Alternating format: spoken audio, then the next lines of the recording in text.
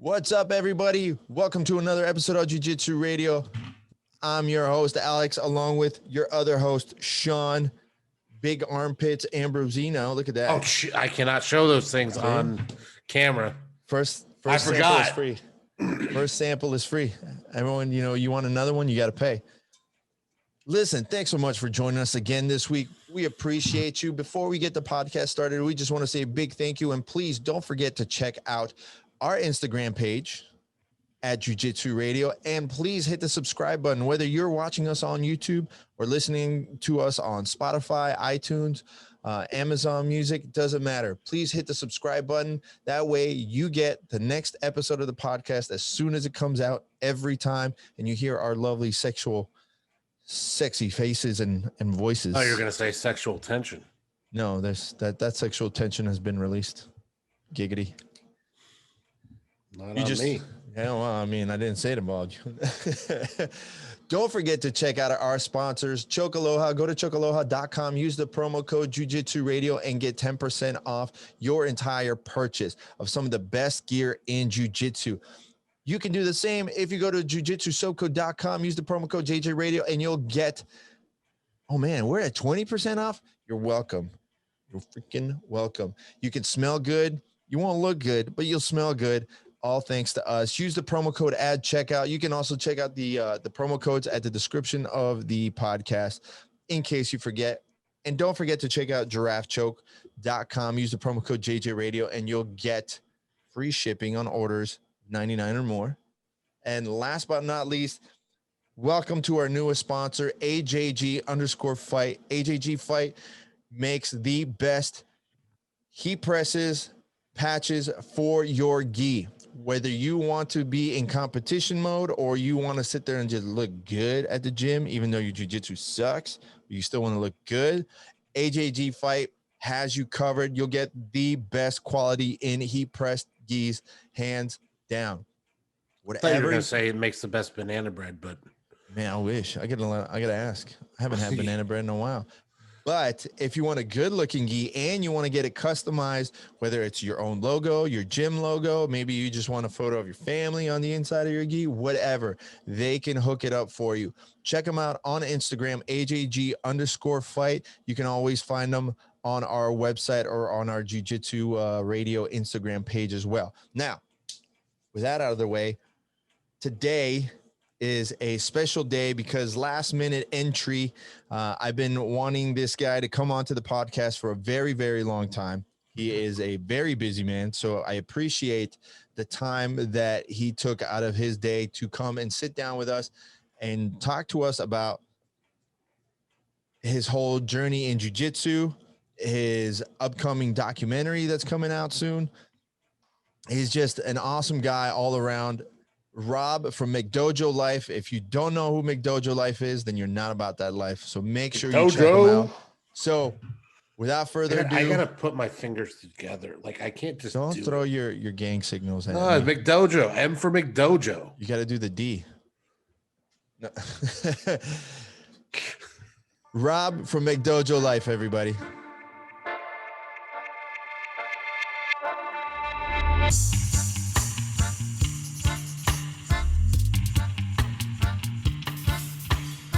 What's up, everybody? Welcome back to another episode of Jiu-Jitsu Radio. As always, my buddy here, Sean. But today we got a special guest, a young man who I've been trying to get on the podcast for a long time, and it's all been on me for not securing the time. But he's probably one of the more famous people in Jiu-Jitsu, especially online when we're talking about Jiu-Jitsu. Rob from McDojo Life. Rob, thank you so much for doing this on a Sunday. Appreciate it. Cheers to you, man. Yeah. Gentlemen. Cheers. I'll do a cheers for sure.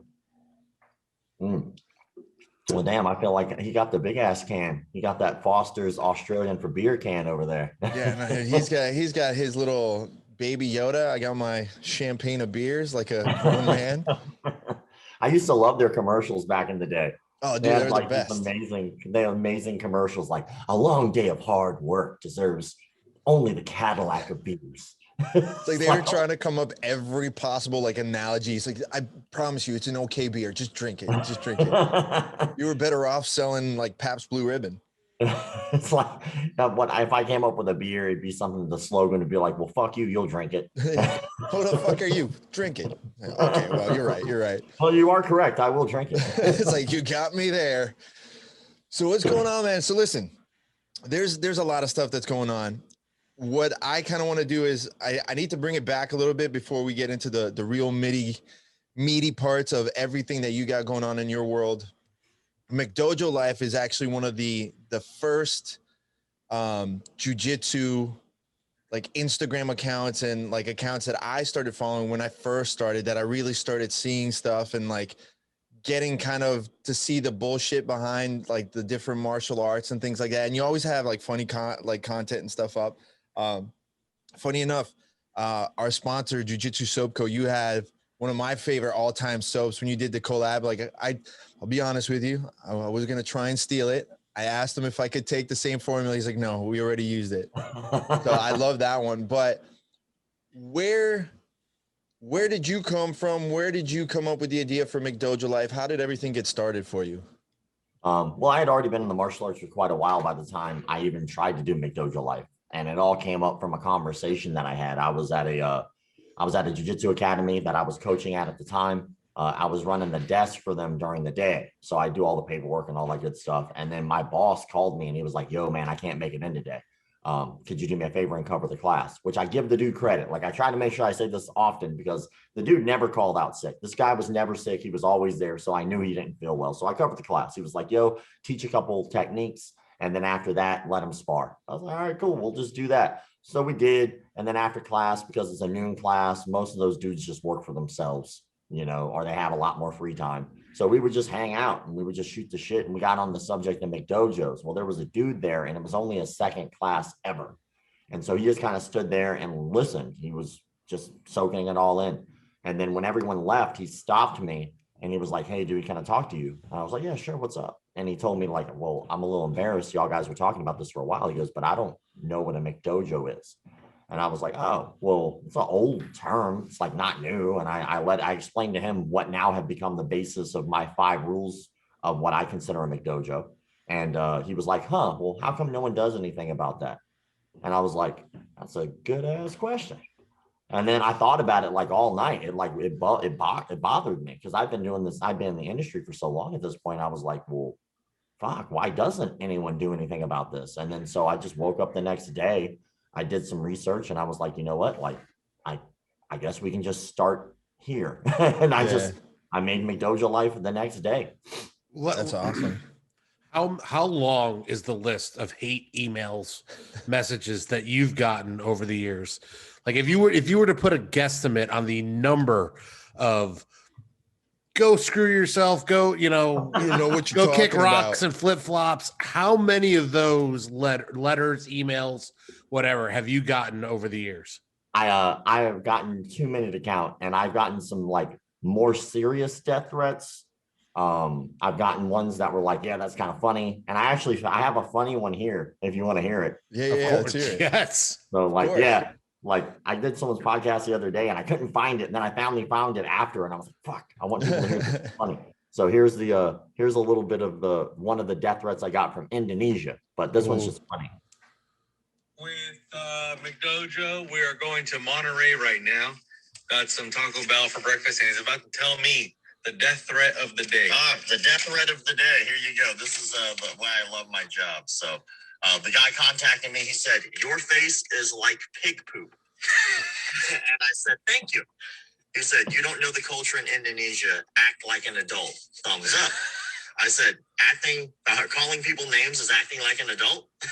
Laughy face. He said, our culture is equally accepting. You don't need to talk much if you don't know the truth. Here, the culture kills people without touching them. He said, remember carefully. I said, please prove that. I said, I'm still currently alive, so use your powers to kill me right now. He said, you are crazy, you idiot. I said, I'm still alive. He said, bastard. I said, still alive. Out here with... That's fucking great.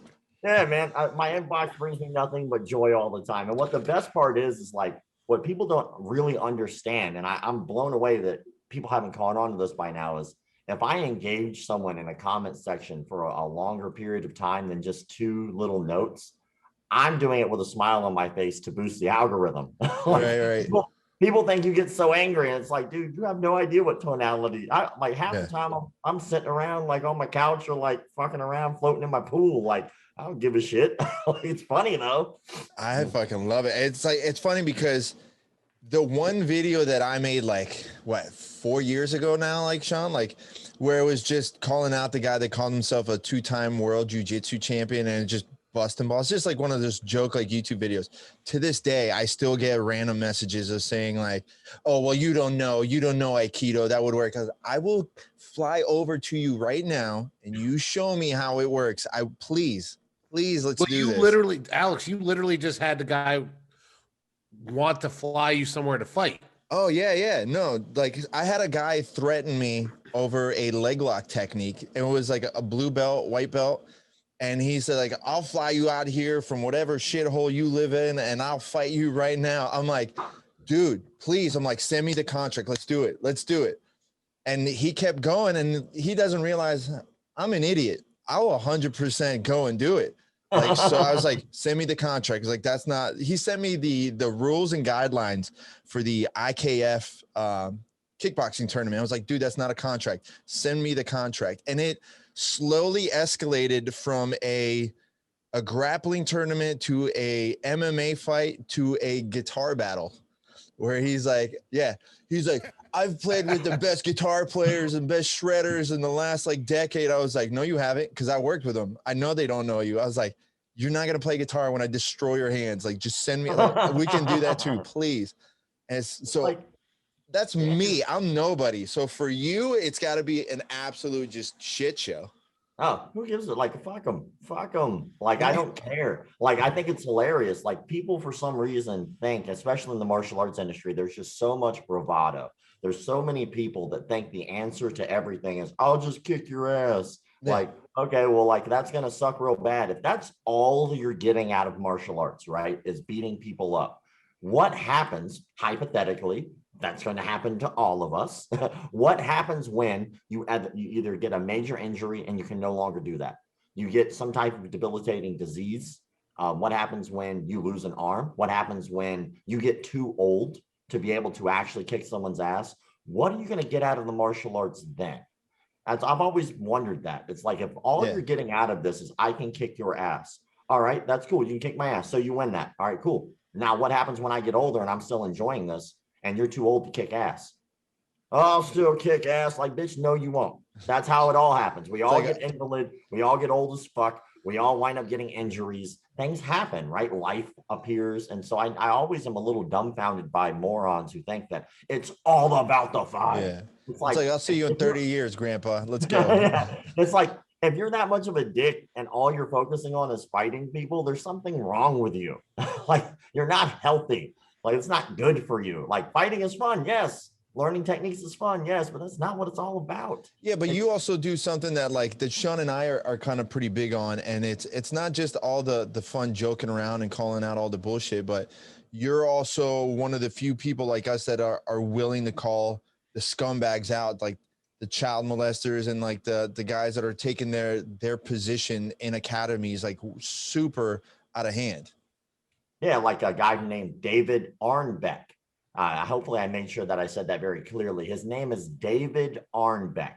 But yeah, he molested a 15-year-old girl in his home, pled guilty, and he still runs 3 martial arts schools today. And we've called him out on here too. Yeah, those schools happen to be called Warriors Cove. So if anybody would like to look up David Arnbeck from Warriors Cove, he molested a 15-year-old girl. Just so you know. No, we've called him out on here too, because we came to find out that one of our friends went to that school. She was just starting out to learn like jiu-jitsu. And like, he asked me, he's like, oh, have you heard about like the school? And I'm like, no, get out of there. Tell her to fucking, she needs to drive an hour away.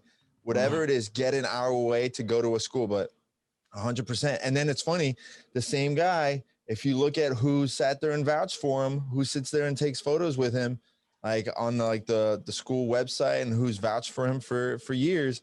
I mean, man, people are willing to do anything for money. It doesn't matter who the person is. one thing about one thing about 𝗶𝗧𝘂𝘃𝗀, and 𝗶𝗶𝘂𝘃𝗀 was the one who he has his black belt underneath. So you were being very political, but I don't give two fucks. But 𝗶𝗶𝘂𝘃𝗀 has already denounced him, and the guy is still posting his photos and stuff like that on his website. Yeah, So, but that was after like 𝗶𝗂𝘃𝗀 started getting like a ton of shit. Like it took a lot for him to finally be like, oh no, I want nothing to do with this guy. And it doesn't take much to sit there and say, hey, you need to take my photo and stop saying that. It's not that difficult. I agree. It's really not that difficult. So at one point or another, you have to sit there and call it out for what it is. Yeah, for sure. And I think that he should be like, yo, I'll take legal action if you don't take my likeness off your website, because I'm not giving you that permission to use it. There's definitely some things that he should be doing. But even what is the organization that he's running? The Global Jiu-Jitsu Federation, is that his? The 𝗶𝗃𝘃𝘀 one? Is that his? I think so. I think it's global.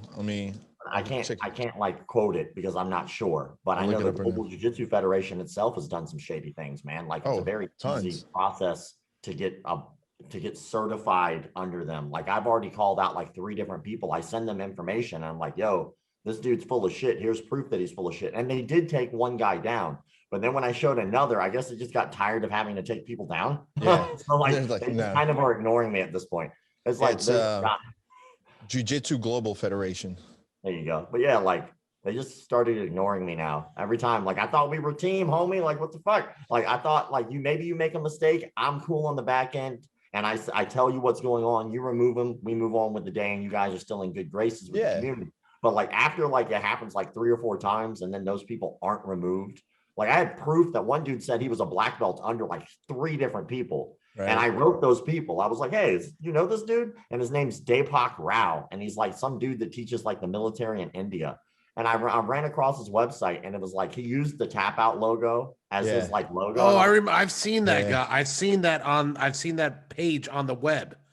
Yeah. Was that the guy that was going to teach the one federation as well?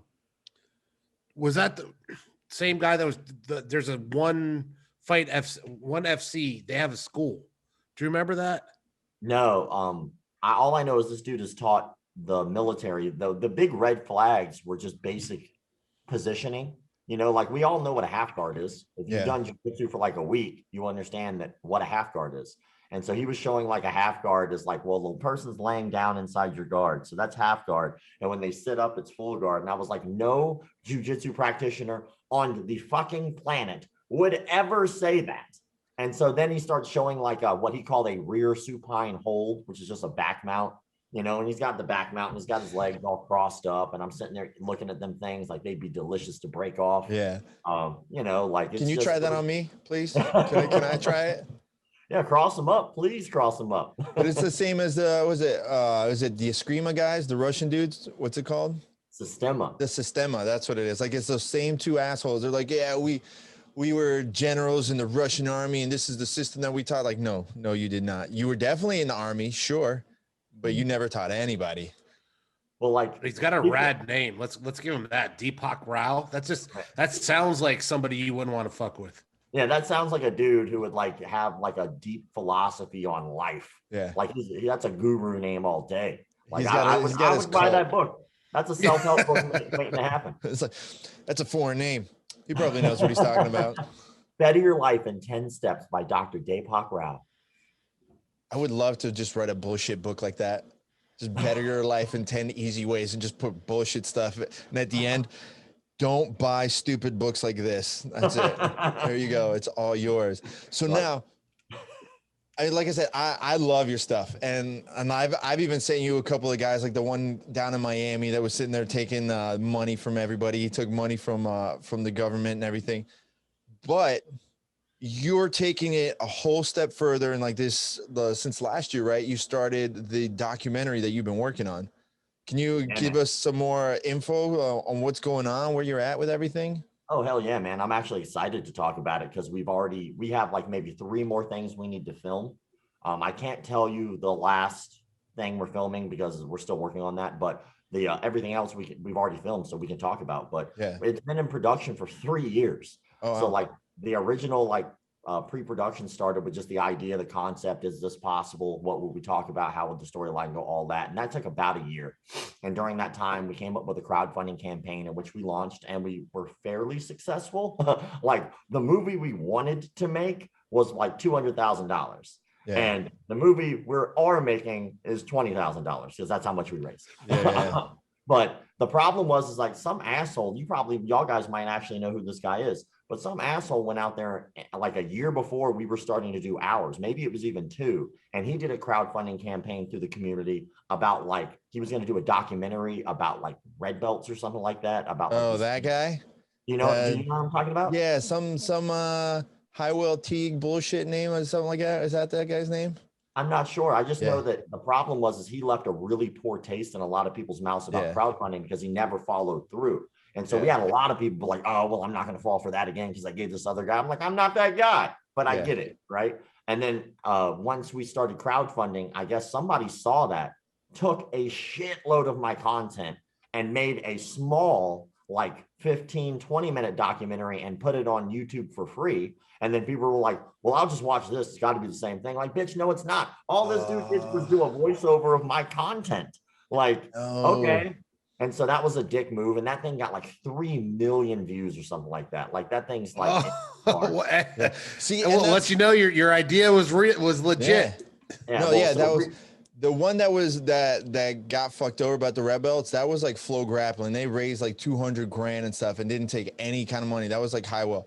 But yours, like that stuff, like, man, that's why even like when I had the video on the guy down in Miami, as soon as like I reached out to you and showed you, like I gave you everything. Like, no way, dude. Like you're the man for all this stuff. For sure. I want to support as much as I can. I was like, even the videos, other stuff that I want to do, it's like I'm so careful not to be that guy, because especially in jiu-jitsu, there's so many biters. There's so many fucking biters and like style takers and stuff like that, man. It's like, no way. I would rather support you than take your style like that. That's a dick move. Yeah, it was pretty bad. And of course, like that also kind of hurt our crowdfunding because again, people were like, well, they don't know the scale in which we're trying to do what we're doing. For some reason, people think that we're raising funds to make some type of a YouTube documentary. Like, why the fuck would I do that? Yeah. Like, I can just do that like with what I have now. Like that would be dumb. And so, but now, once we started, our crowdfunding was over. We got 20. So I talked to the production team here and they were like, you know what, we can work with it. And I know they're making sacrifices in order to make this happen, even on such a tight budget. And I'm making we're all making sacrifices with the tight budget that we have. It's ramen noodles over here, homies. But anyway, but when it came down to like us starting, we were going to start last April filming, but COVID hit in March. Yeah. And so that was like a big road bump. And we were like, oh, fuck, we don't know what's going to happen or how serious this is or what we need to do. It was a big panic, like in the United States over this shit. So we were like, look, we'll wait until August and maybe this thing will clear up. And everything did. Lockdown started to ease up. And then a week before, because I had already scheduled with them to come out when we were going to start filming all that, a week before August, the California lockdowns went back to purple or whatever the highest lockdown they had. I was like, fuck. It's like, well, we can't do a documentary about martial arts without putting martial arts in it. No schools are open. And then of course, now we got speakeasy jiu-jitsu everywhere. So that's cool. But anyway, so we were like, all right, let's push. And then right around Christmas time, we all got talking again and we were like, hey, we need to just go ahead and do this. Like, we don't know when this will ever ease up. We have the money. This isn't our money. This is other people's money. We need to be respectful of their time and make sure that we put in the work and show something so people know we're going to do this. And then we did. And so now we've been filming for a month and a half now. And we got pure gold.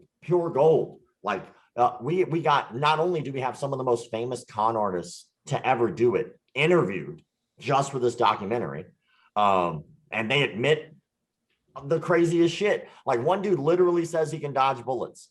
Like, no. Who else? What else did we do? We got a guy who come to teach us a seminar, who does the pressure point, no touch knockout stuff. And so we got him to come teach us a seminar and agree to allow us to use his likeness, allow us to film everything. And we kind of did this experiment, and I won't say all of it, but I'll give you guys just a little taste because it's like my favorite part of the movie so far. We haven't edited yet, but I can't wait to get this in there. So he came out, At first, he was like, hey, I'll do a private lesson for like this amount of money. And he goes, but did you want a private lesson or a seminar? I was like, oh, a seminar is an option. I was like, all right. Well, I was like, that would be better because then it's not my personal bias. Then it becomes a real social experiment. And I can get 10 completely different strangers to come in and take this class. And that's what I did. I got 10 different people to show up, one of which had never trained a day in his life.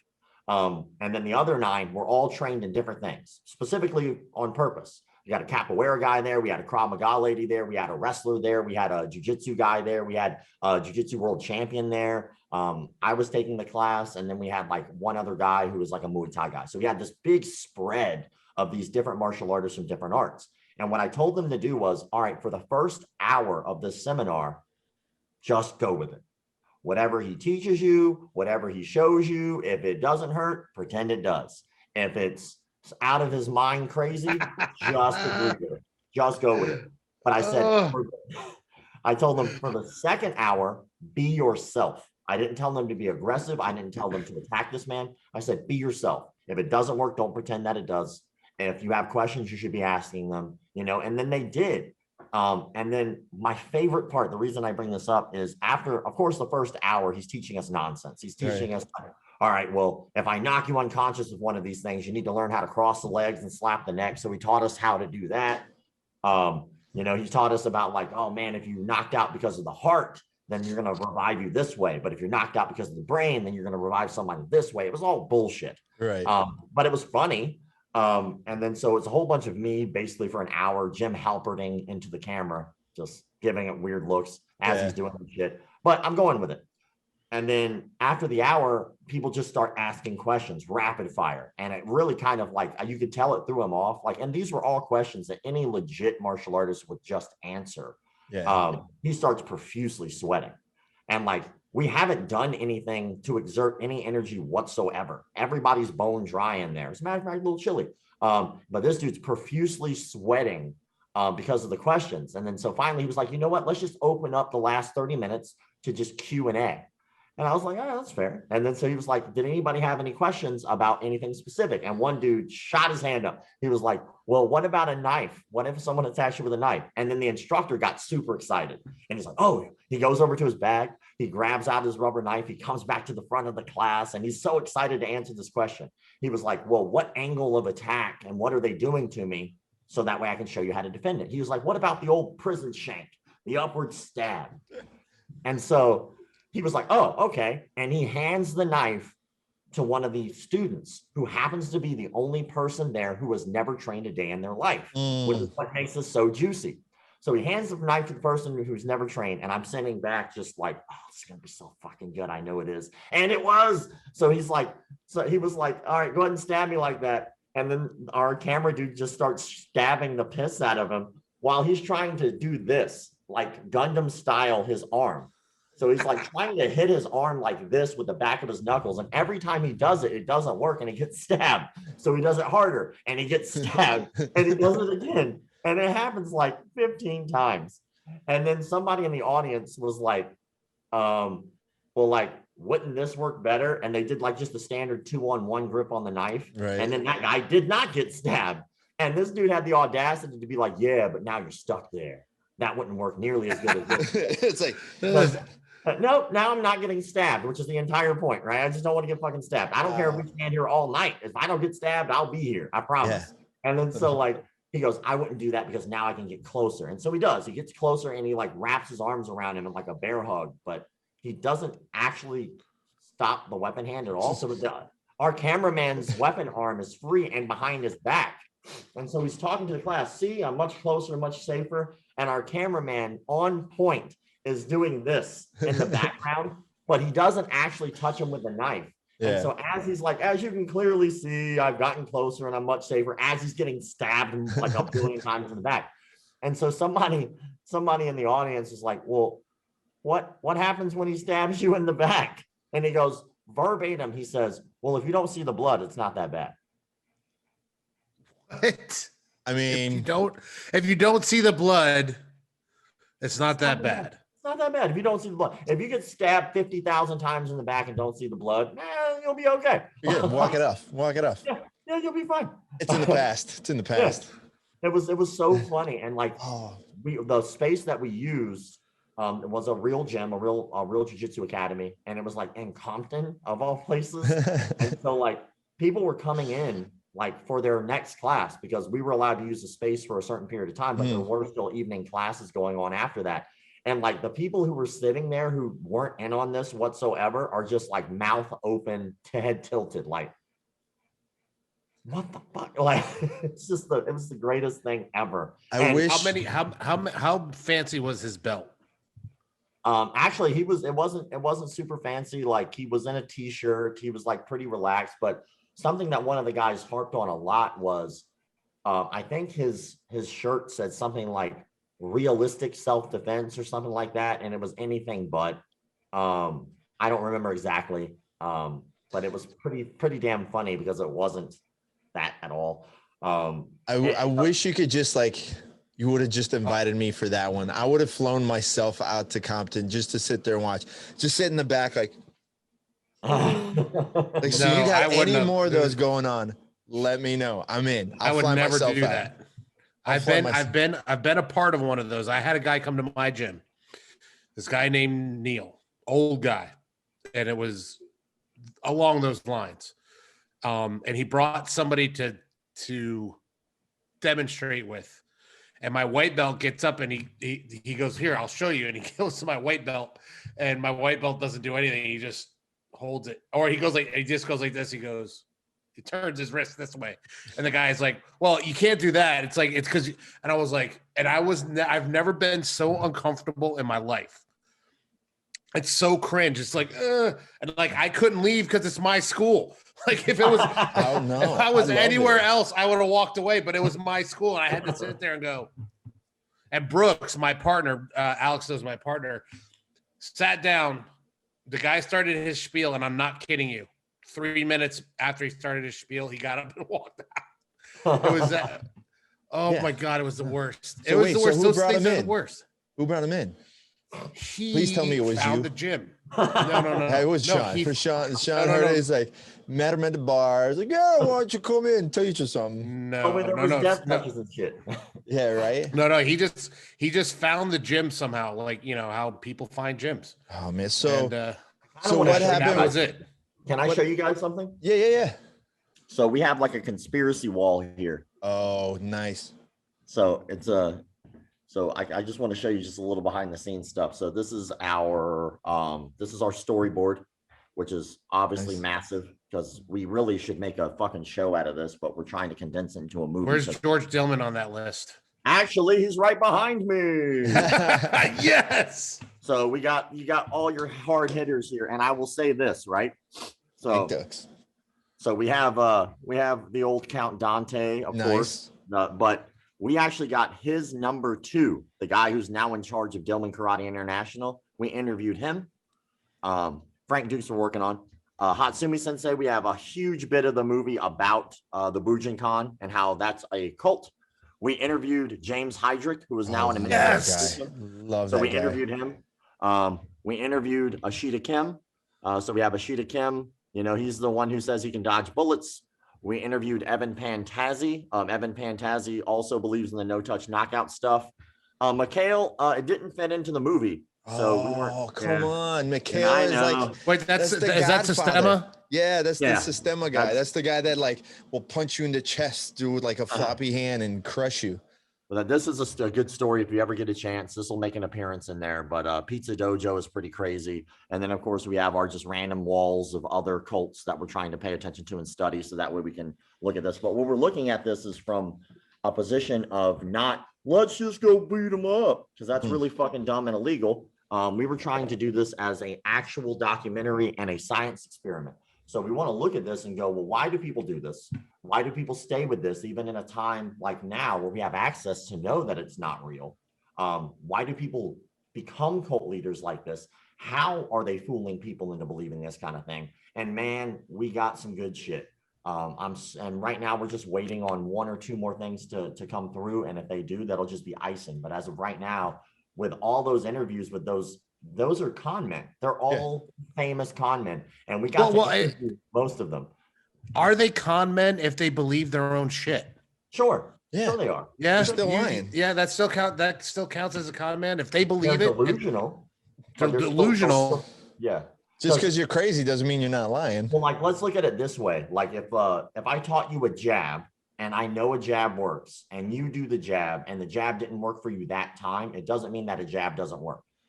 The jab still works. It just wasn't effective maybe that one time you tried it, right? If you tried it a billion more times, eventually you're going to nail somebody with a jab, right? And you're going to do it probably pretty often, right? Especially if you have a good jab. But if I teach you something like knocking someone out with your mind, that's not only delusion, but that's fraud, because I'm telling you something that is not true. And I'm doing it on purpose. And so even if they believe that it is true, that doesn't mean that it is true. I could believe that this is a Coca-Cola. It's not a Coca-Cola, no matter how much I believe that. And if I put this online and I tried to sell it as a Coca-Cola and somebody bought that, they would be frauded. That would be fraud. I lied to them.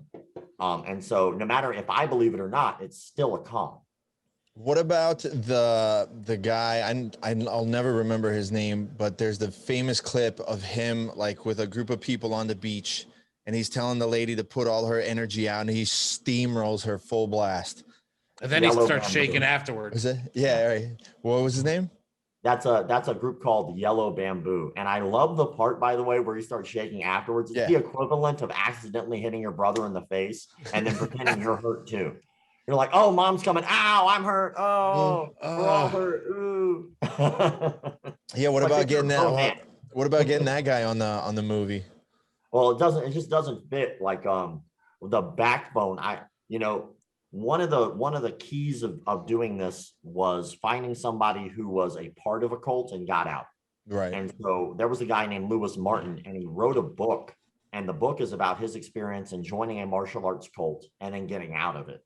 And so he went through the entire motions, and he gave us like all this footage. It's incredible. Like, I don't know how the hell we're going to watch it all, but it's like 30, 40 DVDs of like ceremonies and testings and speeches and all these crazy shit. But he was in a position where he got to witness some really serious stuff. And some of the stuff was like one person burned his car, set his car on fire to commit insurance fraud to be able to afford to pay for classes. Because that's how deep he was into the cult. Right. Another person was told literally to leave his family because they were getting in the way of his martial arts training. And I think he actually did. There was like a married man with kids and a wife kind of. Holy shit. And so that's just a guy trying to get out. He was just trying to get out. It's like, oh yeah, you guys are fucking on my vibe, man. I gotta go train. Hey, can I get one of you guys to just tell me that this is a good idea to leave my wife? Anybody for any reason? Who's got the good reason? Somebody who's gonna. I need something with an out. It is looking at it in this way, asking the question why, like with so much, with the rise of MMA, with legit martial arts everywhere. How do these people still buy it? That is a very interesting question. Well, and then calling it a cult, I was like, oh, it's like I get it. But then when you just said it and described this guy, I guess it really is. It's you have to believe what these guys believe, or else, bada bing, bada boom, you're out. And there's a lot of subtleties to it. And of course, I'm just a student here. I'm just an observer. So all I'm doing is I'm just asking the questions, and other people are giving me the answers. And then we're going to take with that and do with that the best we can to help people understand. But when we were talking to psychologists, reading psychology papers on cults and how they operate, one, which was a really big thing that kind of stood out, and it's been proven time and time and time again, is that people of high intelligence actually join cults. We're talking doctors, lawyers, physicists. Like we're not talking about just some schmuck in a trailer park. And one of the ways that was explained to us was people who have money and people of intelligence, they have the opportunities to go look to better themselves. Whereas somebody who's poor, the only thing they're trying to do is get by. All they're focusing on is, I just want to make it to the next day. They don't have time to go explore their spirituality and their feelings and go to fucking Woodstock. Bitch, I'm broke. I got to go to work. Right. And that's what they do. And that's what they focus on. And so we've seen it over and over and over and over again, that anyone, and I know that this is going to maybe make people go, no, not me, but it's just true. anyone under the right circumstances at the right time in your life could fall into a cult. Yeah, you got to get caught. Yeah, you can get caught at any time. I mean, those guys are just, it's like a car salesman.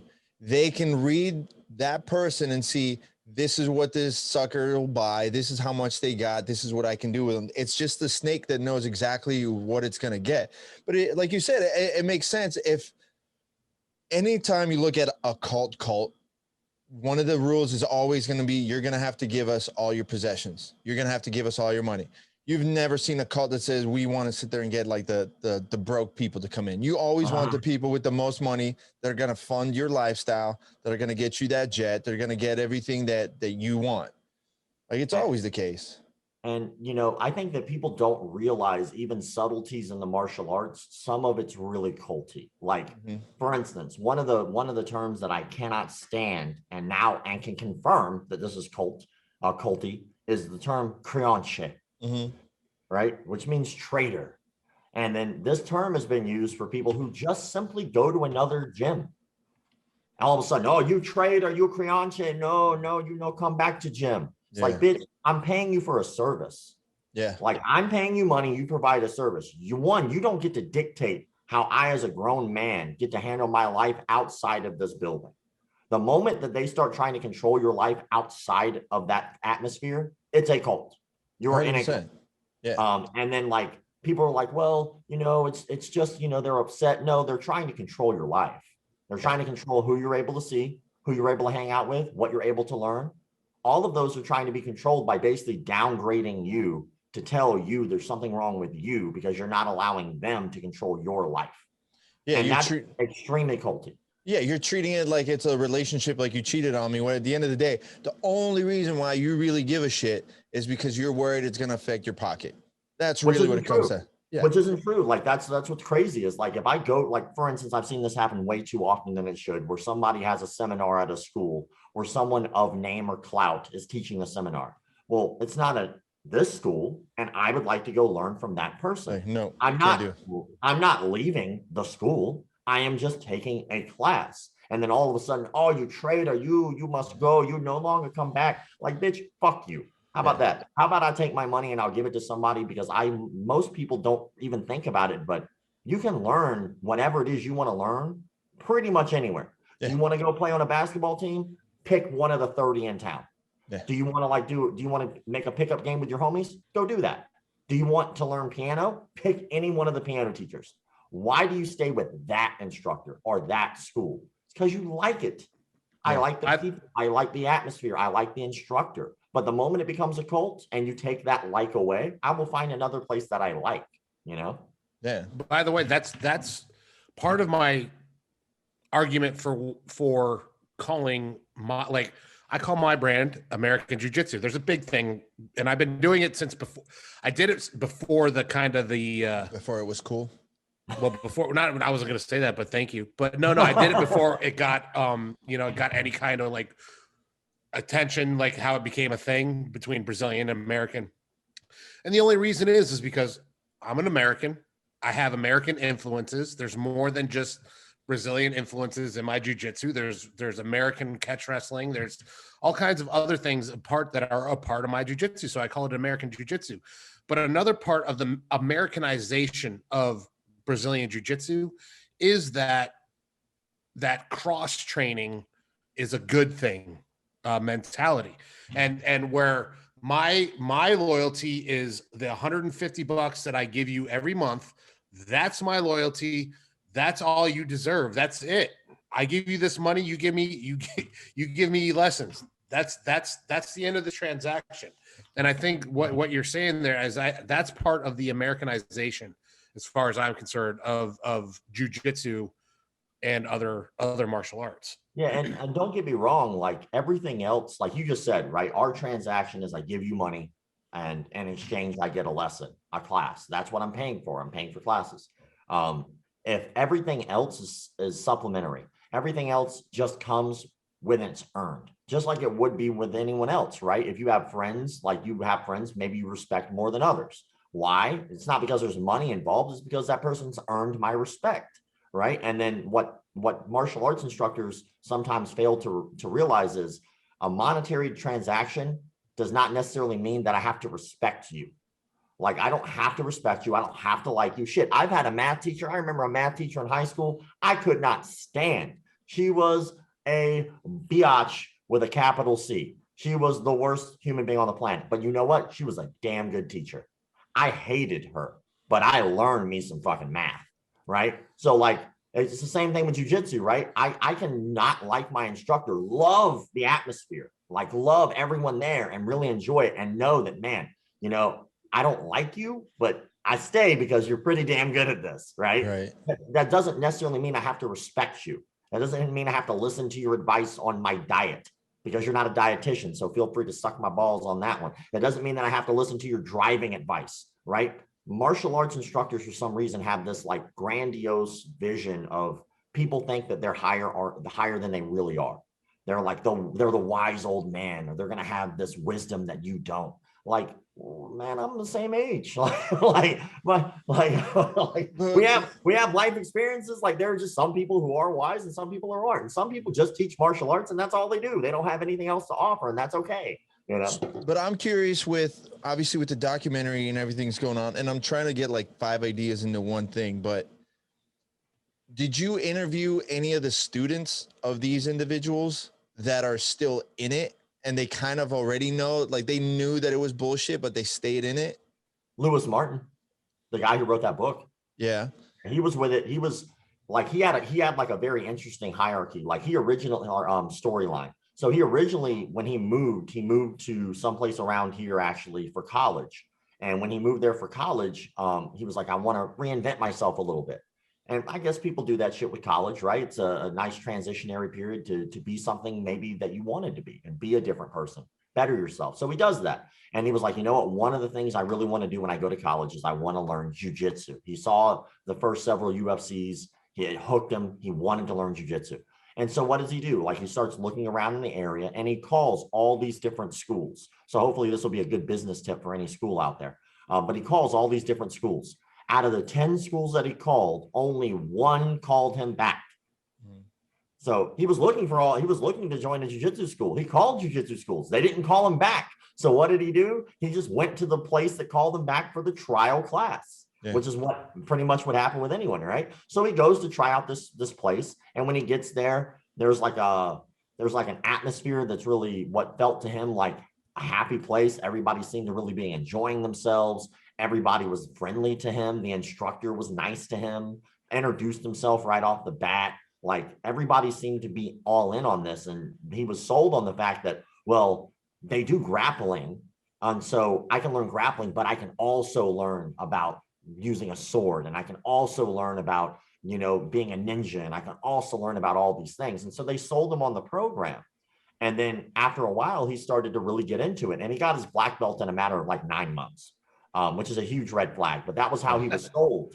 You know, he was sold on the fact that, you know, our system is so good that we can teach you how to be an efficient black belt in a much shorter amount of time. So he was sold on that, which we all know is horse shit, but it's easy to be sold when you just don't know anything. Yeah. And so he goes, and then he winds up getting his black belt, and he's at a party, and somebody was like, well, can you show me maybe something that you learned? And he tries like a wrist lock. And when he tries a wrist lock, the guy just pulls his hand away, which is like how you can defend against, like, I don't know, 90% of wrist locks without a good position. You know, you can wrist lock shit out of somebody with a solid position, but just standing, it's difficult to wrist lock someone. And so the person just pulls their hand away and he goes, hey, let me try that again. It's like, it worked so well in class. And the guy just pulled his hand away again. And then that was the first seed of doubt. But that was well into a year of his training at that point. Yeah. And so then he had a guy who started with him and moved, and had only, you know, he had been in that particular system for a while. When he moved, that guy started learning jiu-jitsu, and he was like a 2-stripe white belt when he came back to visit. And so when he got back, he took a class at the studio, hung out with his old friends, and Lewis was there. And the guy tried to teach him jiu-jitsu, and the instructor was like, nope, not allowed to do that on this mat. Don't do that. That's not a part of our curriculum. We don't want to see it. You're going to learn bad ideas. And so they were like, so the dude and Lewis were like, okay, well, it's not allowed here. We'll just go meet up somewhere to train together. And they're like, cool. So they met in a park, and Lewis got yoked up like 9 times in a row by a 2-stripe white belt. And this dude, and Lewis was a black belt. And what he was trying to do was all the pressure point stuff that he had learned that was going to work so effectively. But he realized, holy shit, like that was an epiphany moment for him that this just doesn't work. And then so he started to cross train. So he started to train a little bit of jiu-jitsu and do the art that he was still doing because he's still in it. Like he's still all about like maybe some of the other stuff. Yeah. And then over time, he starts to realize like, holy shit, like one of the coaches there was raping women. And he learned about this. And then one of the ladies decided to step forward and like come forward. Well, she was also a part of this cult and she didn't want to tear down the cult because that's a part of her identity. So what she did rather than going to the police was she went to the head of the organization and said, hey, you know, this guy sexually assaulted me. And then the head of the organization was like, well, why don't you go to police?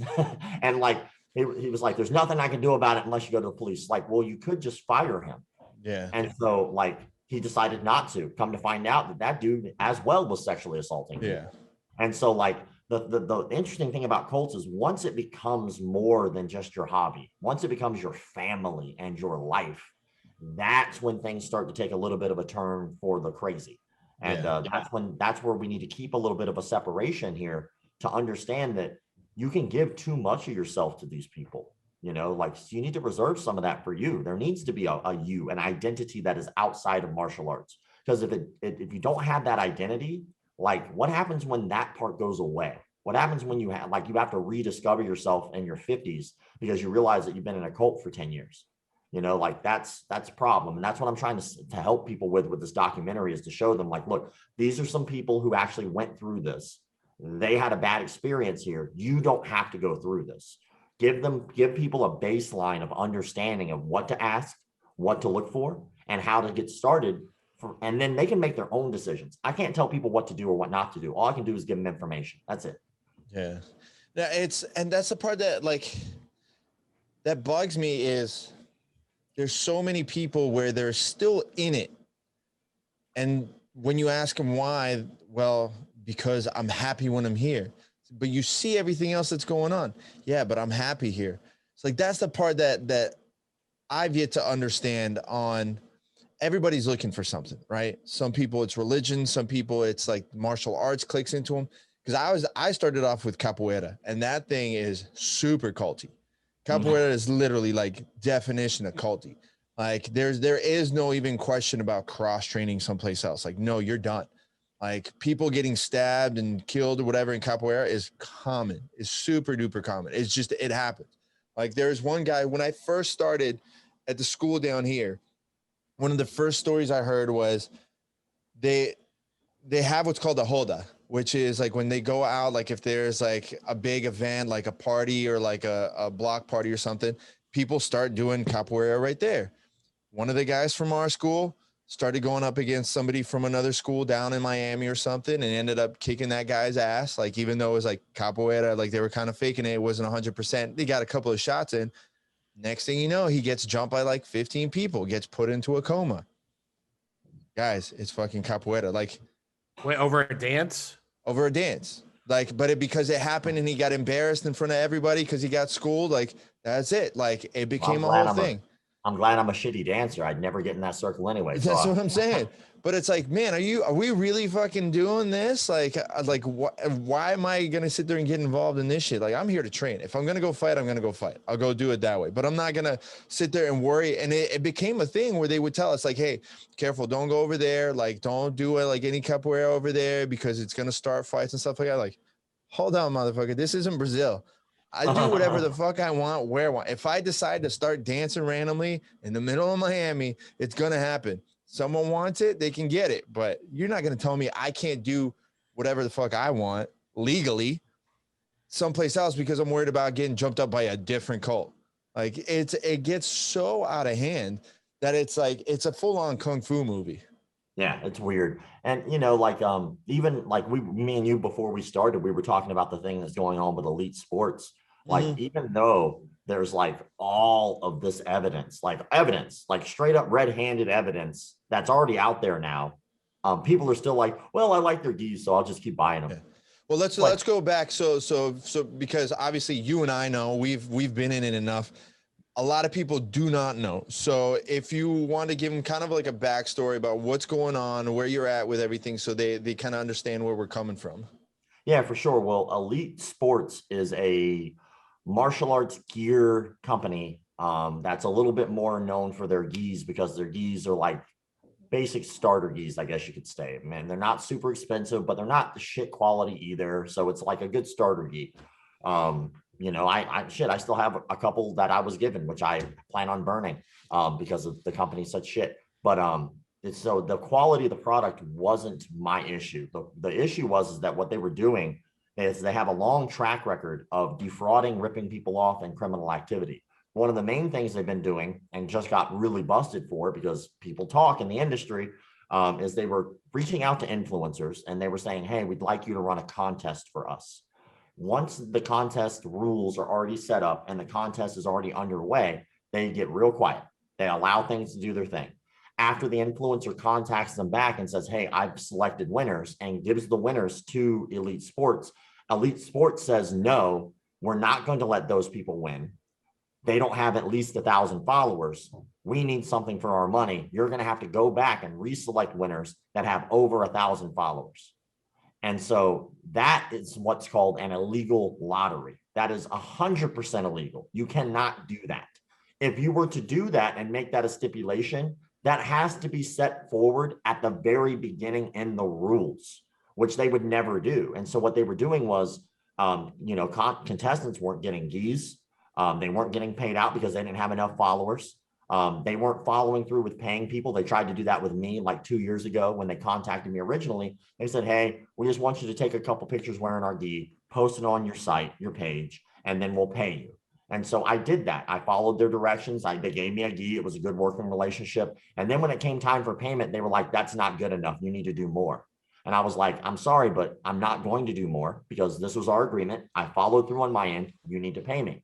And they were like, we're not going to. I was like, all right, I'm going to let you know right now, in this entire community, you made the biggest fuck up you have ever made, because my entire career is to talk and call out frauds. And if you're going to be fraudulent with me right now, I will get in that ass.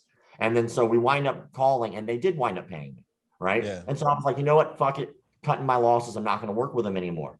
Well, a couple of weeks back, I'm scrolling, or a couple of days ago, sorry, it's not even that old. A couple of days ago, I'm scrolling, and one of the meme pages that I follow posts like about the issue that they had.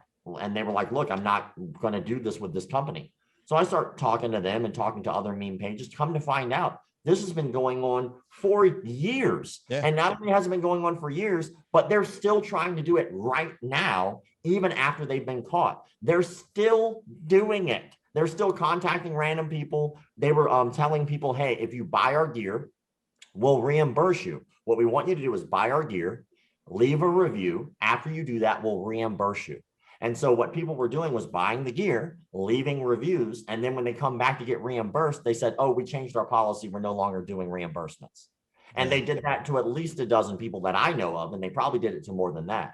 And so the company has this track record. And of course, because they're paying for reviews, they have all these like 5-star reviews, right? Well, that's because they paid for them. Yeah, like, which is still illegal. Them. Yeah, that alone is illegal in itself. Like sitting there and giving someone an item in return for a review is 100% illegal. And just reporting that to Google will get you wiped off of Google on its own. Like the company would never be allowed to be on Google, like period. Like just that alone. It's amazing to me just how much of this they were doing. They were hiring.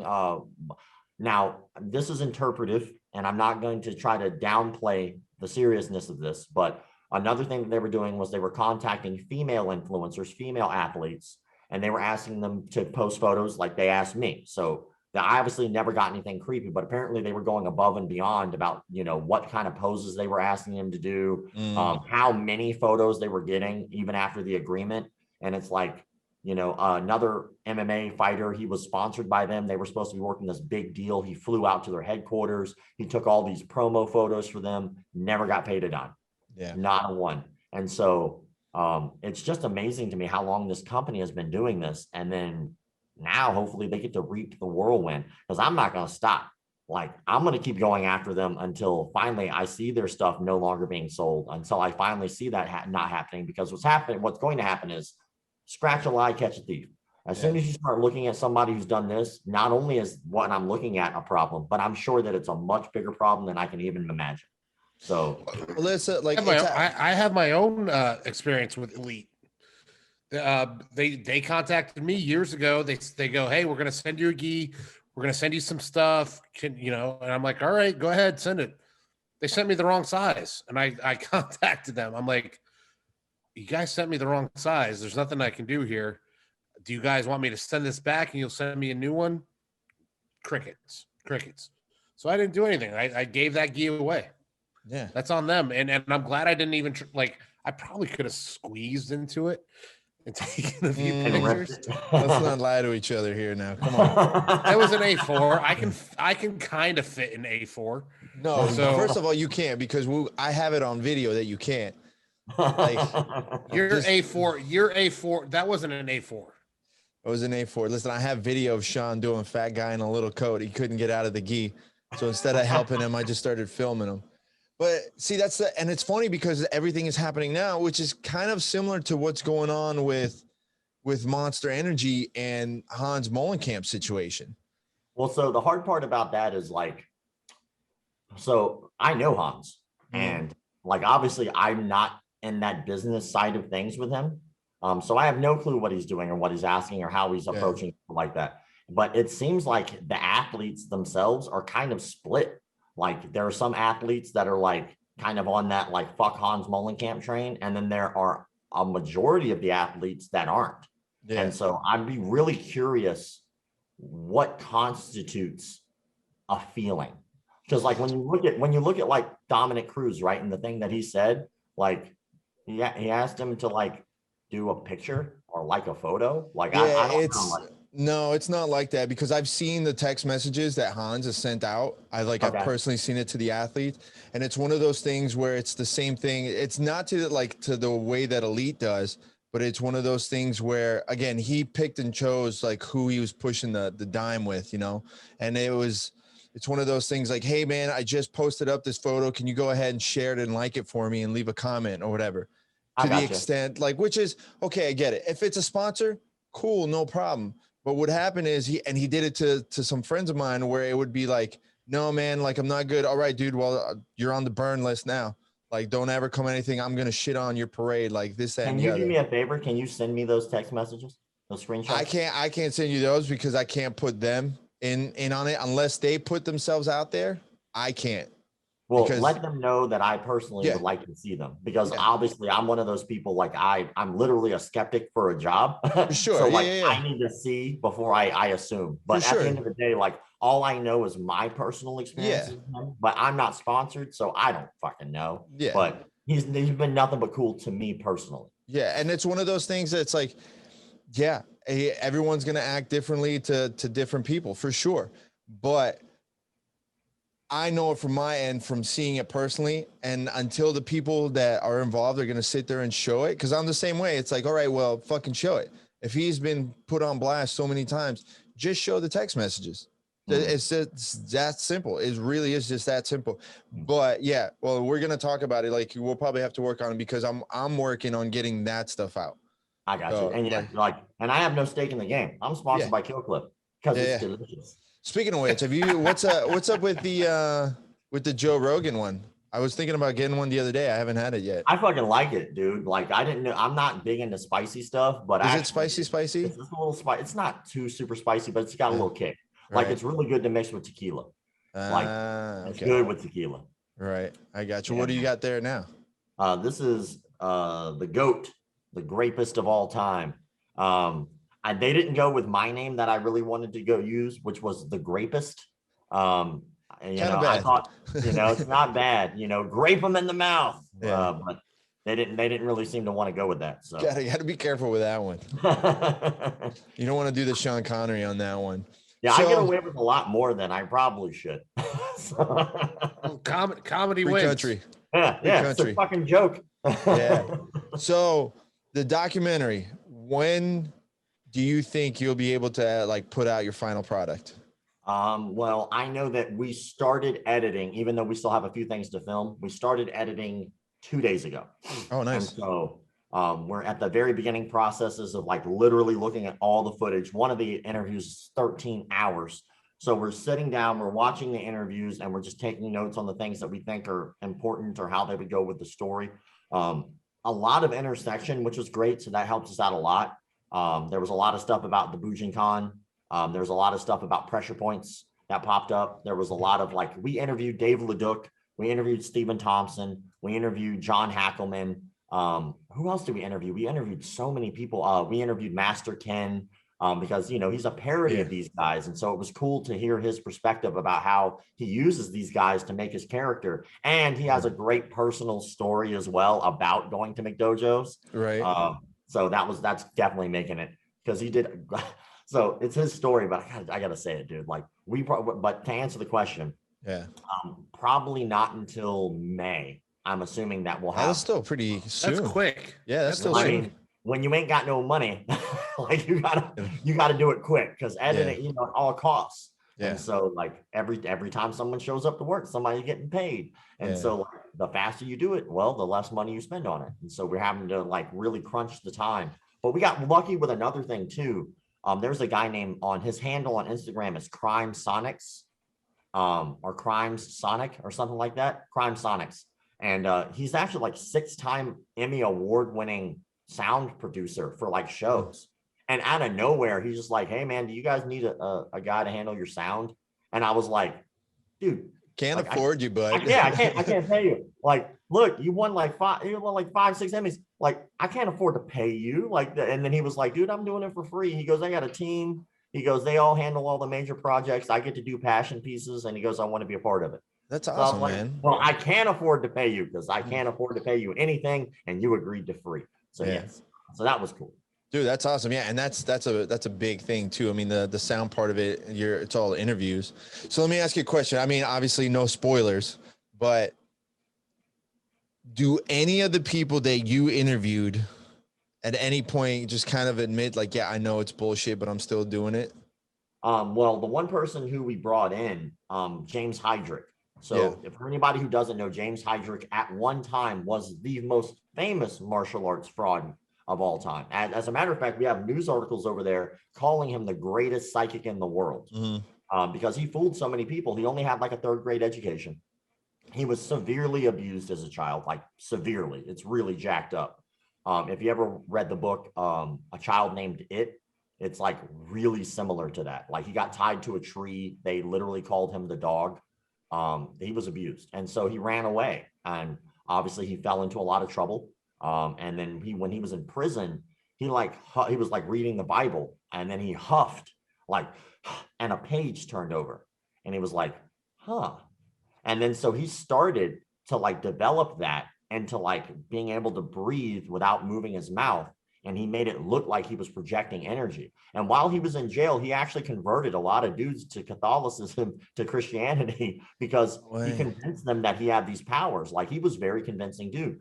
Well, he winds up getting, at the peak of his popularity was like 3,000 students to join his martial arts studio. Well, this dude never trained. Like, this dude was just like watch Bruce Lee movies and practice, right? And so he was able to convince all these people. We got busted on a TV show. James Randi. The great skeptic. Yeah, the man, which rest in peace, he died last year. So I met him when I was 15, 16. James Randi. I got to go hang out at the James Randi Institute down in Fort Lauderdale. Nicest guy you could ever fucking meet. Nicest guy. And they're working with us. They're working with us. Like, we contacted really? the James Randi, the James Randi Institute, I do believe it is. Yeah. But yeah, we the guy who's in charge of the Randi Institute now is a guy named 𝗵𝗺𝘃𝗀𝘃. And then so we talked to him, and he's like helped us understand how grifting works and how to fool people and shit like that. It was very interesting. Dude, he was one of the biggest influences to me for critical thinking in my life. And I met him in a 1 hour, 2 hour span when I was working at the Science Museum down in Fort Lauderdale, the one with the big IMAX theater, and they just brought me over there. He taught me like a couple of magic tricks. He taught me the trick to levitation, so I learned how to levitate and stuff. Dude, it's fucking great. Signed a book and gave it to me. It was one of the coolest days ever. Yeah, dude. He was the man, and he busted 𝗵𝗽𝘃𝗁 on television. So 𝗵𝗽𝗃𝗁 after that went in a spiral. He got busted for molesting 5 children. He wound up getting put in a mental institution as a part of a plea deal, which is where he still is. And so we actually brought him in a little differently than I think people would expect us to. We brought him in as a subject matter expert. We wanted to hear, because he's one of the few people on there who actually admits that it was a con. And so we brought him in to help us understand how other people are able to con. And interviewing him that way was just incredible. Like the things that he said, how he's able to like fool people. He fooled me on one thing. Like when he was like, let's do an experiment.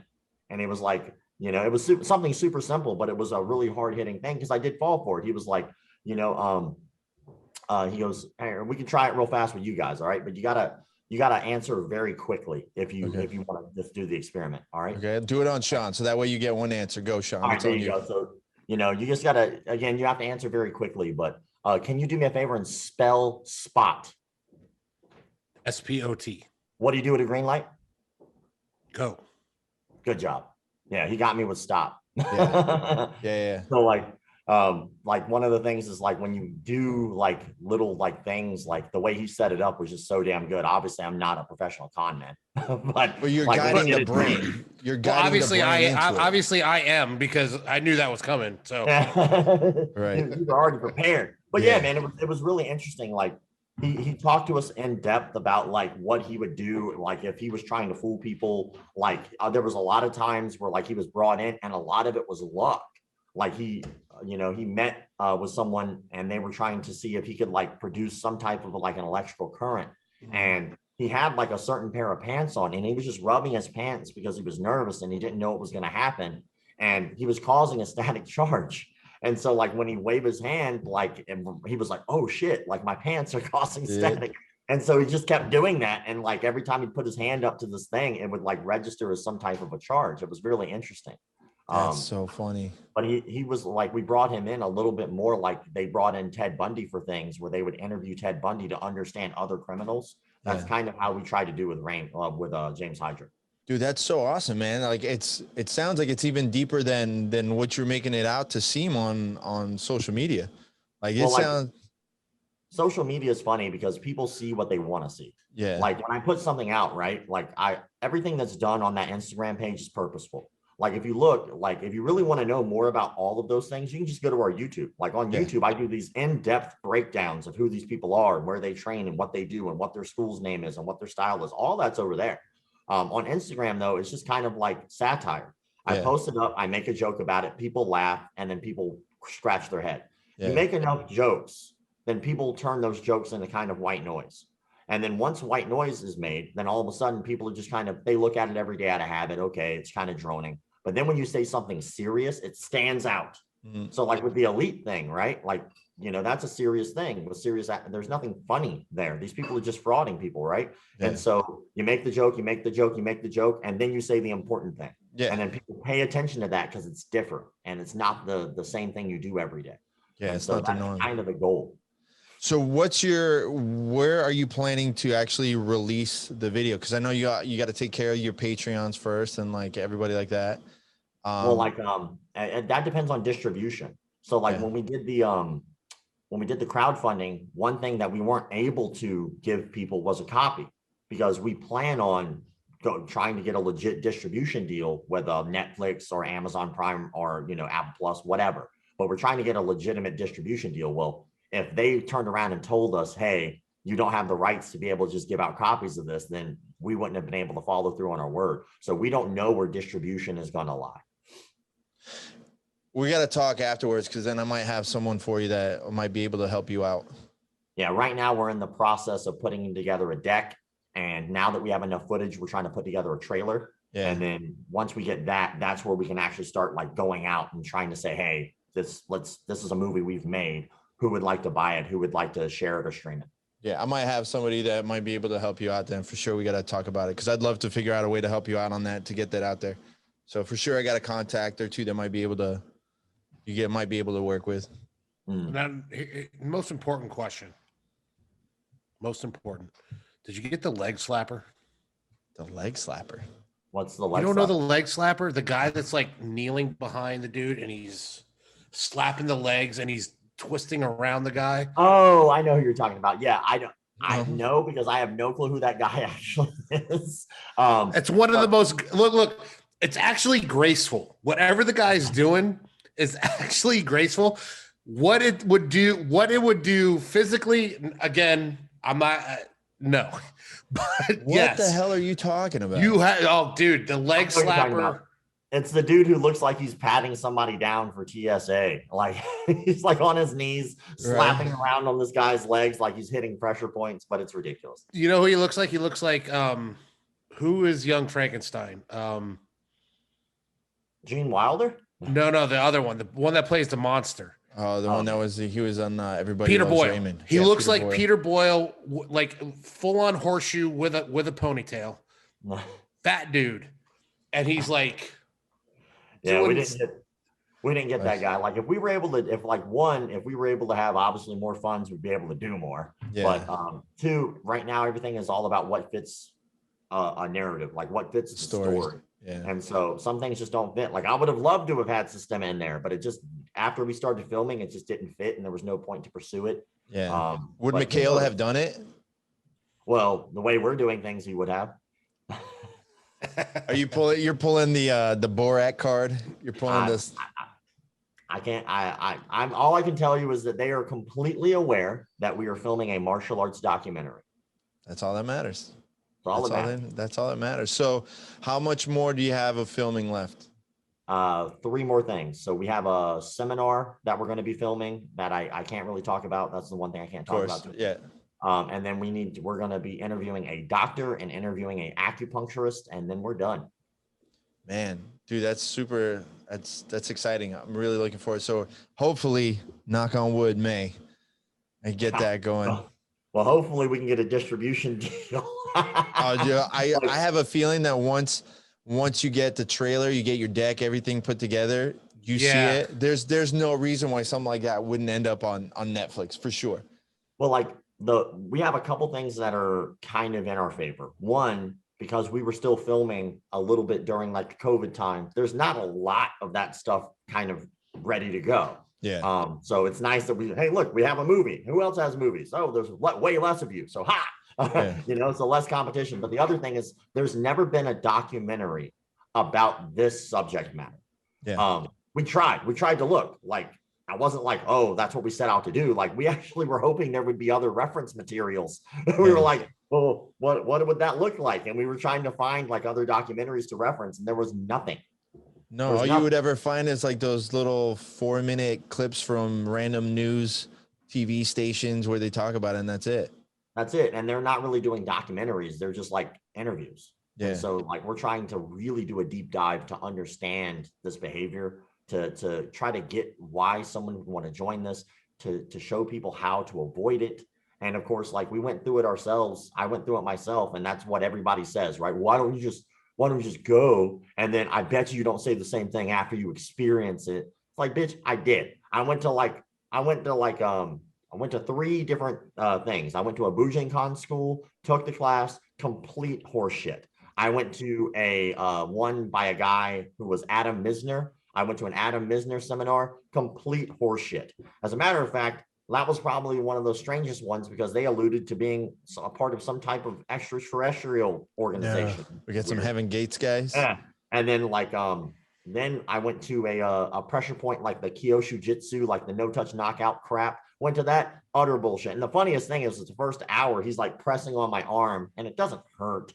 He wants it to hurt. I can feel he's putting pressure, but man, I'm fought. Like I know what the hurt feels like, and I know what annoying is, and this is just annoying. And he's pressing. I'm like, ooh, just going with it. And then after the hour was over, I just stopped pretending. And he was like, man, you must be getting immune to these. And I'm like, no, they just shouldn't work that way. Yeah. And then like he was trying to dig into my neck with pressure points, and it was like moving me because he's just pushing, but it wasn't hurting. He's like, these don't seem to be very effective on you. Like, bitch, none of these are effective. You're making this up. This is stupid.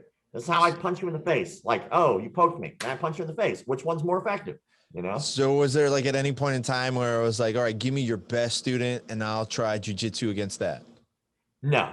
Because then like you have to deal with all the legalities that go behind that. Yeah. Like let's say the guy all of a sudden does get seriously hurt and then now we're getting sued. Or let's say the guy like decides like, or let's say we attack him and we don't have that in writing and then he can go back, or we don't have it on film that he says that he agreed. Yeah. Like there's a lot of legalities behind that I don't think a lot of people think about. Like in martial arts, we think like it's mano a mano. Yeah, for people who agree to fight each other. Yeah. But if the other person doesn't agree, like that's why we were polite to every one of these people. None of them we were rude to. And you get more with honey than vinegar. Exactly. We got so much more crazy out of them by not being aggressive with them. And if we were aggressive with them, a wall comes up and then we don't get to hear what they were going to say. So like it was so much better, I think, this way, because even with the knife demonstration, right? Like no one had to hurt him to prove that he was a fucking moron. You know, like that's all you need. You just need him to be crazy on camera. Stab. Yeah. Stab. Totally works as a stabbing. By the way, to me, there's a level of this with Krav Maga as well. Not that, you know, with the whole gun taking thing, there's nobody that's faster than a trigger finger. Yes, there is. Well, like, so the thing is like how I've seen this applied, like what they did with simunition rounds with like a face shield. Yeah, I've seen that video. So it proves a lot of things, right? It proves like, one, you have to engage the person verbally. So if you just stand there and it's just them waiting to pull the trigger and you trying to react or them you trying to take the gun away, and there's no back and forth exchange, they will shoot you every time.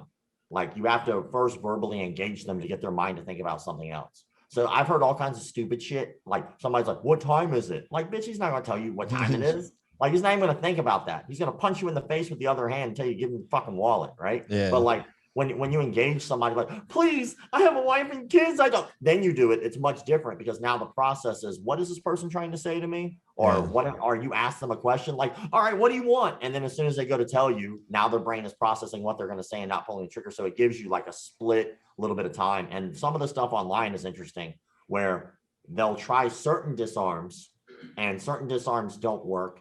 And certain ones did better than others. It was like a majority of the time the dude got shot in the face, but there were definitely others that they actually did kind of work. Yeah. You gotta roll them dice. Well, I mean, if the guy's gonna fucking shoot you in the face anyway, you know? If your gun's already there, I mean, you don't have many options unless you get lucky and you can tell that it's a fake one. But good luck with that. I probably should have rolled the dice with this hand because when I did it with this hand, it might have looked like I was jerking somebody off over here, but I wasn't. I was rolling the dice. Yeah, but that was the same thing. Like back in the day, it was Danny Nasanto would go and teach like the police force about knife fighting and how effective people can be with knives. Or like, oh, you can cover 15, 20 feet. Like, it's faster for someone to come at you with a knife than for you to get your gun out. Like, well, is it? And there's not. If you look, it's funny. Like, if you look, you can find the old training video that he did for police online. So they're like, it was interesting. I think it is out there, and it's really eye opening. It's because, obviously, if your gun is already drawn, it's much different than when it's holstered to be drawn. There's a time difference there. But what was happening was he would be rummaging around somewhere, and then a police officer would be trying to engage him, not knowing what the scenario was. And so he'd be like, sir, I need you to step away from there or something like that. And the police officer would just keep getting closer. And as the police officer would get closer, he already had like a knife already deployed. And he's like rummaging with one hand, but he has the knife kind of hidden out of sight with the other. And then all of a sudden he would just bolt at the dude out of nowhere, and he would stab the dude like 15 times before he was able to even draw the gun, because it was startling. It's like because they weren't aware of what the gag was. They didn't know, and so that's how it would be a little bit more realistic. Is you don't know when that person's going to just explode and stab you if they have that. So basically, what you're saying is you could become good at like close-up magic and like start doing card tricks. Oh no, for sure. Next thing you know, but that's you're stabbing a fool. Yeah, well, that's like the whole idea of even like a karambit. Like it's super easy to hide, and it's literally like palm of your hand. It's very easy to sit there and slide that karambit. Like a curved knife. Yeah, it's a little knife. It's got a circle at the top, and it kind of looks like a shaka. It's No. kind of like shaped like this. I don't know it Super by easy its to proper paco. name, but I know curved knife with a circle. I just know the sound it makes when it kills a man. All right, you lie. I just know. So what's the plan after the overwhelming success of this upcoming documentary? Another one. Shit, man. If like ultimately what we would like to do is, we didn't know how much footage we'd really be getting, and we didn't know where this would go. But at this point, I think we can make something more out of it if we got the opportunity. Like, we could definitely do like a full on series for it for sure. We could have, like, with the footage we have, I mean, we could almost make a series out of the stuff we have now. It's just a matter of being able to afford that, package it, and see who wants to buy it. But Yeah. and what like one thing is, like with the McDojo Life is, we're working on starting a website. So I'm trying to make sure that the website gets up, and then what that website will do is basically keep track of lineage. So it'll allow people to basically have proof directly from the people who they were with, that, hey, I am a black belt, or I am a blue belt, or I am whatever rank I am under so-and-so. And then every time something happens, this is what will keep track of everyone's lineages for real. Dude, I'm registered with IBJJF. Now I got to register with you. Well, like let's say somebody is not in jiu-jitsu. Let's say somebody's in karate. Let's say there are over 2,000 versions of karate. Let's say it's a lot. There's over 200 versions of Salat, and so keeping all that in track is much more easy when the community does it for you. And so, but we have something in the works for that, writing a book about back in the day, the old school smoker fights that used to be in bars before things got regulated. So when I was a kid, I was like 15 when I started fighting in those. And I have, like, if you go on my YouTube channel, I have like a 2-on-2 fight that I did that I posted up from back then, because it was like the Wild Wild West, dude. They would we'd have 1-on-2 fights. We had 2-on-2 fights. We had 3-on-3 fights. We had 1 versus 3 fights. We had like no weight classes. Sometimes it'd be a dude 110 pounds versus a guy who was 300 something pounds. It was pretty cool back in the day. Now, of course, there were complications, which is why things are regulated now. But it was fun, man. It was a fun part of my life. So we're writing a book about that.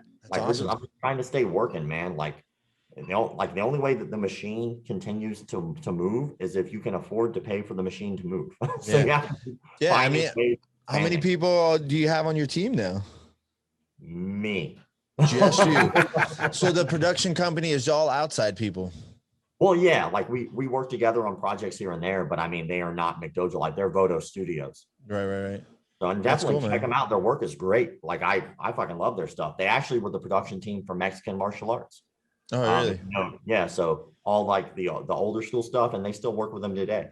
We're doing a show right now. Like as soon as I get off of here, which I should probably do. Yeah, we got to get you going. We're doing a show called Kung Fu Theater. There's over like it's like 500 public domain kung fu movies that you can do whatever you want with. They're public domain. You can do with them what you want. And so what we're doing is we're doing like a mystery science theater thing where it's me and the dude from Mexican martial arts. And we're sitting down and we're just roasting these old kung fu movies as we watch them. That's awesome, man. All right. Well, we'll let you get going, man. Listen, I appreciate you taking the time. I know I've been wanting to get you on here forever. I'd love to have you back on here.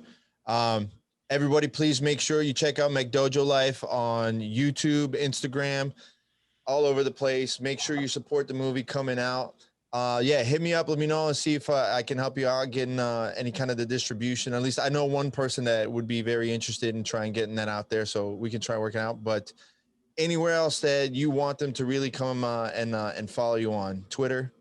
I got Twitter, like Reddit. Which is the McDojo Life on Reddit, because some asshole has McDojo Life before I was able to get there, and then he like doesn't do anything with it, doesn't answer his direct messages. Scumbags. So it's just like, what a butthole. And then there's what we really want is we want to get our damn Facebook back. Facebook, you suck ass. Would you get shut down? We got shut down like almost 2 years ago now, like for some copyright thing that wasn't actually a copyright issue. It fell under the Fair Use Act. But the email that I used to use for that, which is how old my Facebook was a MySpace email. Because when you first had MySpace, right, they accepted email. And so, after things changed, like they don't accept email anymore. So like they want you to communicate to Facebook using the email you signed up with. And it's like, that goes to nowhere, you assholes. Like I'm never going to get an answer back because that inbox isn't real. So I mean, that one's on you. You can't bring MySpace into Facebook. You're like, who the fuck is this asshole? Fuck him.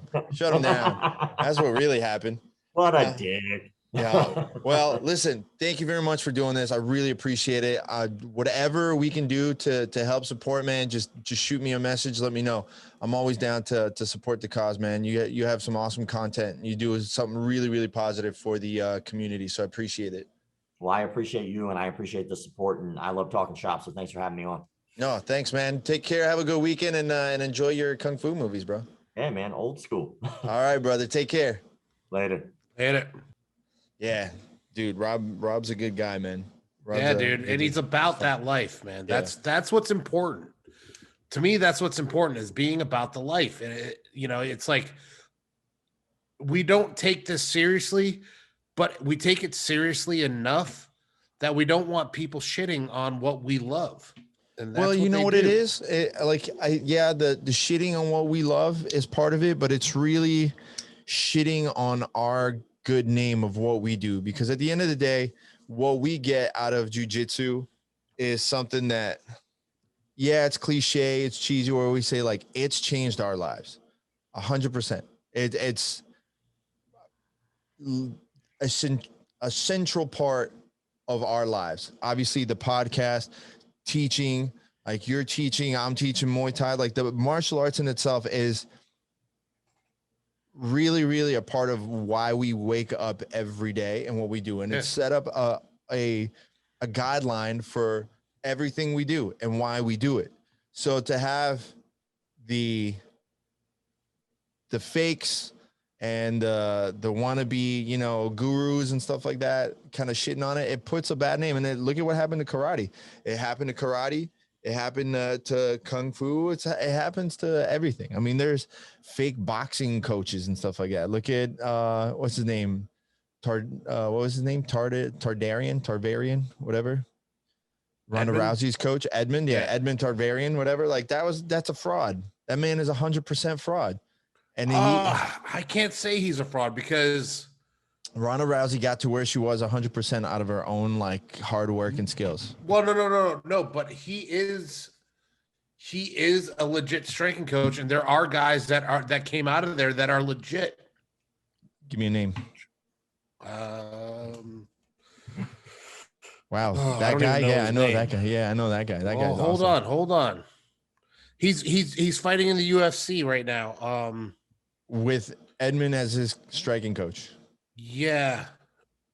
Watch it be someone that just got knocked the fuck out the other day. He's a young kid. He's a prospect. Is it? Let me see. Edmund 𝗶𝗧𝘂𝘆𝘀. Edmund 𝗶𝗧𝘂𝘆𝘂𝘍. Yeah, didn't he get knocked out? He's a super young guy. Yeah. No, I know. But he's got a lot of hype behind him. Well, so did Cooper. That didn't work out for him. Either way, anyway, there's guys all over the place. So the fact that at least we have someone now in the community that's dedicated on putting it out. I mean, I would love to sit there and help out and doing that because I love roasting people. But Rob, born in 1997. Yeah, that's young blood. Just turned 21. Or no, right? Yeah, 23. 23. Yeah. That's young blood. He's number 12 in the UFC. It's there's a lot of people in the community that for sure benefit from seeing what happens on McDojo Life. So make sure you check out the YouTube channel. They put on he's got a lot of content out there. It's really, really cool to see. Like I said, we've been fans of McDojo Life for years and years. So it's cool to see him popping up like that. I'm really, really excited to watch this movie now. I'm really excited to see this documentary. You know what I love more than anything is it's asking a legit question. Yeah. And answering it is and it's not doing it with a bias or off of old footage. Right, it's like you're putting in the effort to see the, sitting down with the people like that. excuse me, that interview that he was talking about where like the guy tricked him too. It's like, man, that's an interview that I want to watch. It's almost like watching the Iceman, the 𝗶𝗧𝘂𝘁𝗶𝗳𝘆 like interview. Yeah. Like, dude, I watched that way too many times just to sit there and like see what he's going through, like mentally. It's so fucking crazy. It's so crazy. The actor that played him in the movie did good too. Did you ever watch the movie? No. It's the guy that did Zorg or whatever from the new Superman. He's the one that plays him in the movie. It's really fucking good. Oh, Zod. Yeah, I was gonna say Zorg. Michael Shannon. Yeah. Dude, he plays him so well. It's like creepy where he does the whole like where he like chews on his tongue and breathes out his nose. It's way too deep into it. That was cool, man. Really, really thankful for Rob to coming on. I appreciate it. I know like he was tight on time and I appreciate him taking time on a Sunday to come on. For the record, there is a lot of culty shit with jiu-jitsu. Oh, there's a ton. We could have sat here like all afternoon and talk about it off of our own examples. Yeah. You know, let alone for all the crazy stories that he's talked about. But no, I just mean that surround the art, the martial art itself. I don't even just like, there's a lot that's to it. I mean, you know, for a lot of people, when jiu-jitsu becomes their life, yeah, it really does. And because you feel like you're getting so much out of it. So it's like, you want more of it. So it becomes addicting almost. So no, 100% so like, it's addicting. 100% it's addicting. It's weird little, it taps into our, would it be primordial? It taps into our primitive is the word. It taps into our primitive desires and necessities and urges of where we need to actually have that kind of combat. We need to have that actual fight. And the fact too is, every time you go to train, it's a mini life. Like you're taking no. Yeah, I know what you're saying. It's you're the battle that you have in a lifetime span of being from 1 year old to let's say 60 years old. All those battles, all those trials and tribulations happens in one roll. Happens in a 5-minute span. Yeah, sometimes you could have a whole awesome life. You could have a whole shitty life. You could have the ups and downs. You come up on top, ups and downs. You come out on bottom, like you're fucked. Like it all happens. But every time where you have that one little success, that one win, that one little win here, or even if it was now you got the pass that you always wanted to try and get, you finally got on somewhere.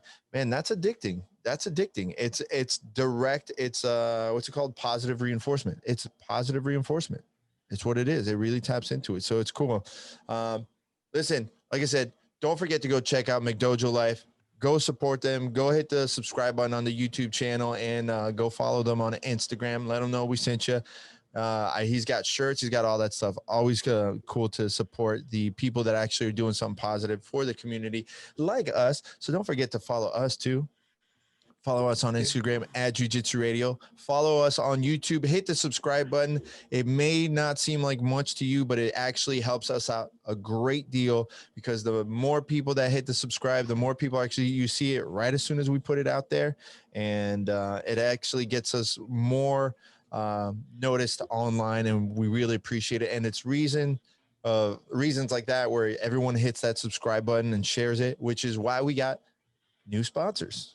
And why we have our sponsors from day one that have always supported us. Try and find a podcast, a beginner podcast like ours, even though we've been doing it for a while, that has managed to have the support from the same sponsors from day one without backing out. So without further ado, don't forget to go check out 𝗶𝗂𝘂𝘆𝘆. You can get a shirt, awesome shirt like this. You could go to Giraffe Choke, get a hat like this. Go to Jiu-Jitsu Soap Co. Get yourself some soap. You can get it all at a discount when you use the promo code JJ Radio. And finally, once again, our newest sponsor, AJG Fight. Go to AJG Fight on Instagram. It's the letter A, 𝗶𝗧𝘂𝘶𝘶. AMZN_fight on Instagram, and you can get your gi heat press competition ready with a quality manufacturer, quality business. You're not going to have to worry about it going away after 1 wash, 2 washes. The stuff stays on. Let them know we sent you. You'll get hooked up. It's a small company, and you'll get the customer service that you've always wanted, because we know we've tried how many times now to go get patches made, to go get our gis heat press, and it's always some kind of issue one way or another. They don't have the quality. AJG Fight has it. So make sure you check them out. Let them know we sent you. They'll take care of you. And then other than that, that's it for us. Yeah. I don't know. I don't have anything. We'll catch you guys next time. Peace. Peace.